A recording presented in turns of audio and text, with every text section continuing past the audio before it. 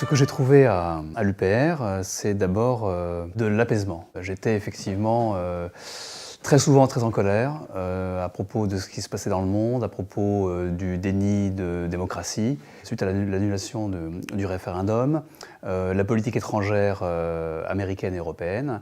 Et en découvrant l'UPR, eh bien, j'ai pu passer de la critique en fait stérile finalement à l'action. Et j'ai découvert des gens très très différents, ça m'a d'ailleurs beaucoup surpris, de tous les milieux, d'anciens centristes, trotskistes, des gens qui pour la plupart n'avaient qu'assez peu milité, mais qui avaient des sensibilités très affirmées, et qui avaient un point commun, c'était effectivement une sorte d'inquiétude, une inquiétude profonde à l'égard de notre pays et de notre démocratie. Le sentiment qu'il fallait absolument la récupérer, parce que ça conditionne absolument tout.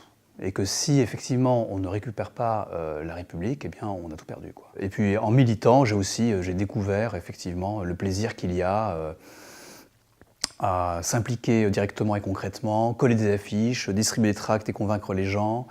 Le fait en fait de mettre ses actes en accord avec ses idées. Bon, très bien. Personnellement, j'ai une histoire, un parcours politique qui est assez vierge. Dans ma famille, les gens ne sont pas particulièrement politisés. Et avant de rencontrer l'UPR et ses analyses, je n'avais jamais milité, je n'avais même jamais adhéré à un quelconque parti politique. Mais je suis venu à l'UPR par l'histoire, parce que je m'intéresse à l'histoire. J'ai lu pas mal de bouquins sur l'histoire de France, sur les différents hommes politiques qui ont marqué l'histoire de France. Et quand j'ai grandi dans les années 90 et 2000, je m'intéressais à la politique, mais j'avais toujours l'impression, en entendant des hommes politiques, qu'ils soient de droite, de gauche ou du centre, qu'il y avait quelque chose, quoi, qu'il y avait un loup, qu'on ne nous disait pas franchement ce qui se passait, et ça manquait de cohérence, quoi. Et c'est peut-être aussi pour ça que, avant de rencontrer l'UPR, je ne m'étais jamais engagé. C'est que je ne trouvais pas les raisons, les motivations d'y aller, quoi. Et quand j'ai rencontré l'UPR et les conférences de François Asselineau, finalement, c'est comme si j'avais récupéré des pièces de puzzle et que j'avais vu l'image générale du puzzle. Parce qu'il y a un message à l'UPR qui va bien au-delà du message français. François Asselineau dit régulièrement que la France n'appartient pas aux Français. Ceux qui défendent d'ailleurs le plus les valeurs de la République, bien souvent, il y a des Français, mais il y a aussi des gens qui ne sont pas français. Et à l'UPR, on chérit la culture française, mais aussi toutes les cultures du monde. Il y a vraiment un message de paix et pacificateur. À l'UPR, il y a une vision, on sait où on va, il y a un objectif, on est porté par des valeurs, qui sont les valeurs de la République. Et être dans l'action, c'est agir pour y parvenir. Quand j'étais jeune, je pensais vivre dans le plus merveilleux des pays, donc un pays où l'État a une grande importance dans la vie des gens, donc parce que l'État s'occupe de l'éducation, s'occupe de la santé, s'occupe des infrastructures. Et pour moi, tout allait bien dans le meilleur des mondes. Un jour, j'ai réalisé qu'en fait, il y avait des gens qui vivaient dans la rue, qu'il y avait des guerres même dans d'autres pays, des gens qui arrivaient, et qu'au final, tout n'allait pas bien dans le meilleur des mondes.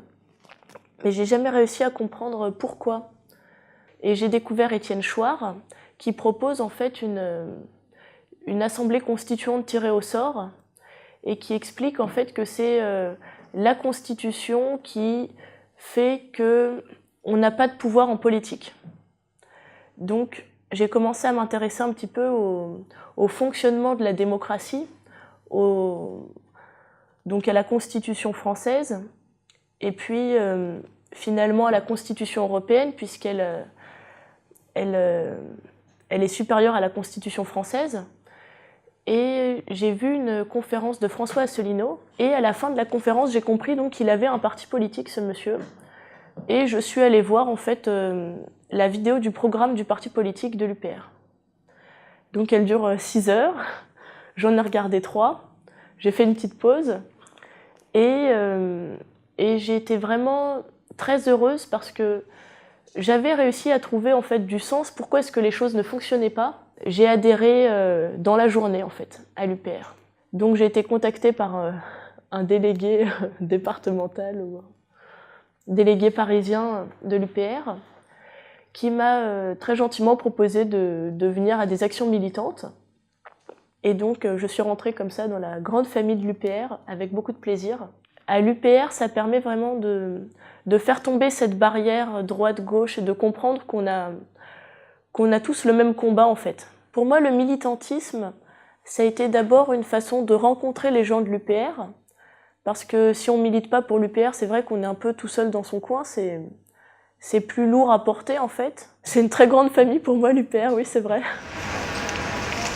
L'UPR, c'est pas moi qui suis venu à l'UPR, c'est l'UPR qui est venu à moi, très défiant depuis toujours à l'égard de tous les systèmes politiques, toutes les organisations humaines. Ça tient aussi peut-être à mon éducation. Moi je viens d'un milieu finalement trotskiste, vraiment des purs et durs, mais finalement j'ai été un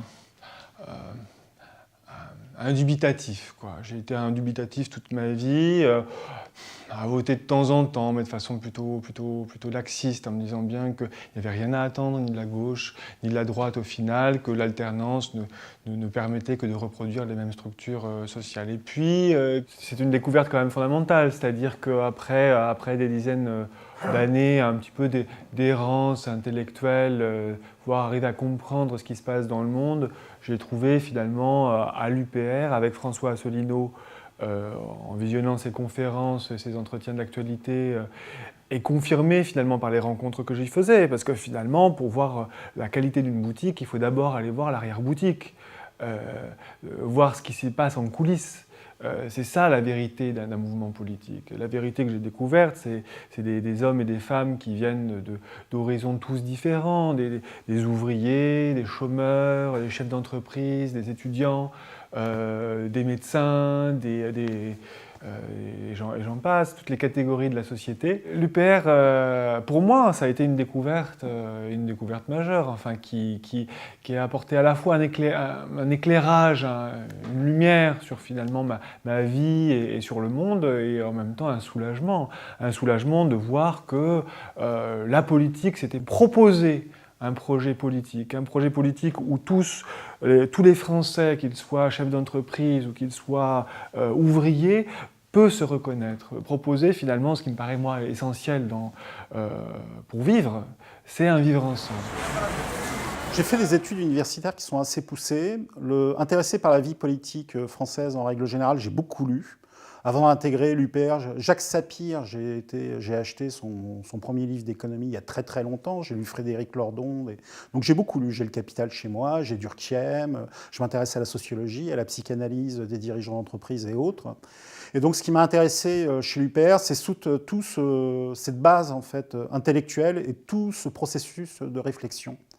C'est-à-dire que tout le monde lit, réfléchit, essaye de se projeter en fait, sur ces lectures par rapport à ce qu'est par exemple l'État, à ce qu'est le service public.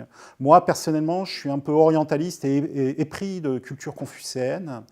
Et je me suis intéressé, grâce à l'UPR, à ce qu'a été les fondements de la jeune République chinoise au début du XXe siècle. Et le premier président de la République chinoise s'appelait Sun Yat-sen.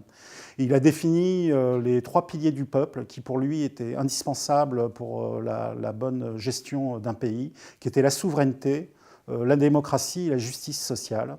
Après réflexion de l'état idéal, donc du confucianisme, parce que Confucius essaye de comprendre qu'est-ce que peut être un état idéal, quel est le but d'un état idéal, donc apporter la prospérité aux citoyens. Sun Yat-sen en a tiré une sorte de règle applicative, et on se rend compte en fait qu'il ne peut pas y avoir de démocratie, qu'il ne peut pas y avoir de justice sociale sans souveraineté. Et l'Union européenne, à l'heure actuelle, nous fait perdre cette souveraineté. Et donc, à partir de là, les autres promesses ne peuvent pas être tenues pour le bien du peuple. Franck, tu fais quoi? J'ai toujours été de gauche. Je suis née dans une famille où il y avait des gens qui avaient été des petites gens. Et je n'ai pas oublié d'où je viens. Je considérais que d'être de gauche allait de soi. Récemment, c'est-à-dire il y a 2-3 ans, j'ai commencé à comprendre qu'il ne fallait plus rien attendre de la gauche française. la globalisation, comme on dit en anglais, et la mondialisation de l'économie est une catastrophe pour la majorité des gens vivant sur cette terre. Tout d'un coup, je me suis rendu compte que de toute ma vie, je ne m'étais jamais vraiment engagée, que j'étais quelqu'un qui avait des idées claires, mais que je n'avais jamais rien fait pour militer. Donc, mon fils me l'a fait remarquer. Il m'a dit, bon, peut-être que cette fois, tu vas faire un geste, puisque tu es quelqu'un de généreux. Donc, je me suis engagée pour la première fois dans un parti politique français. Moi, ce que je veux, c'est changer le personnel politique. Donc, il faut donner une chance à un parti qui, pour une fois, est dirigé vers cet objectif de défendre ce qu'il y a à défendre, de cesser de culpabiliser parce qu'on est différent des autres. C'est les gens différents qui ont toujours fait avancer les sociétés. On pourrait penser que les gens de mon âge sont des nostalgiques du passé. Moi, je dis que les gens de mon âge ont connu une autre société et que celle qu'on nous impose aujourd'hui, ils n'en veulent pas et qu'heureusement, il y a beaucoup de jeunes qui pensent qu'on a raison.